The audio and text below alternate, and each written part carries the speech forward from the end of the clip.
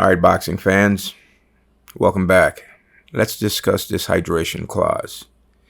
Since the announcement of the Paul versus Rahman Jr. fight, there's been a lot of talk about the hydration clause of Jake Paul. Or to be more exact, the no rehydration clause. A lot of people are not aware of this hydration clause. They don't know what it is, how it works. Is it even legal? So for those that are not aware of the hydration clause, let's take a closer look and see what we can make of this. Alright, first thing, keep in mind, although the term hydration is used, it does not pertain to liquid and fluids only. It's basically a body weight gain limitation. The rehydration clause is used to put a limit or cap on the total amount of body weight the boxer will be able to regain after weighing in, and before the first bell rings.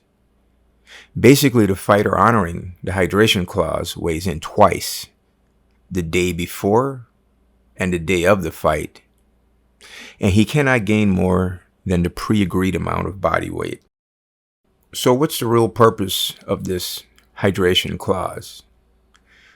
The no hydration technique is used to handicap a boxer, to keep him in a weak and drained state leading up to and in the fight.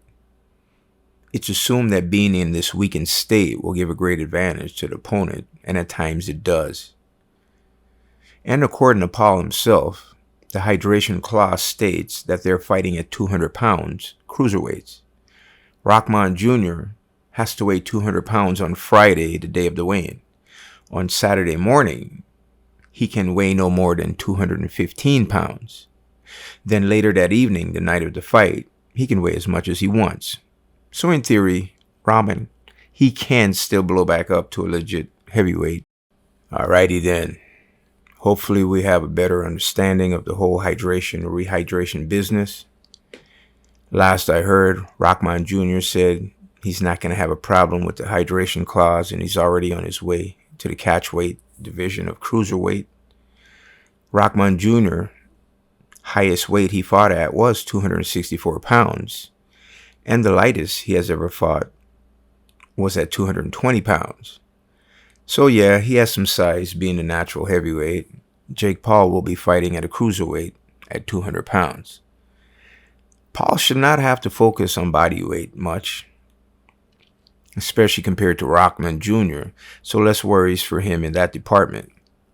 But Jake Paul is not out in the clear yet, because he still has to deal with the bigger and harder hitting Hasim Rahman Jr. And to tell you the truth, I have a feeling that this fight will not get to the point of weight-drained issues, because I have a feeling it will not be a full-length fight, which would possibly work against Paul because he lacks experience in the rounds due to most of his fights being early stoppages.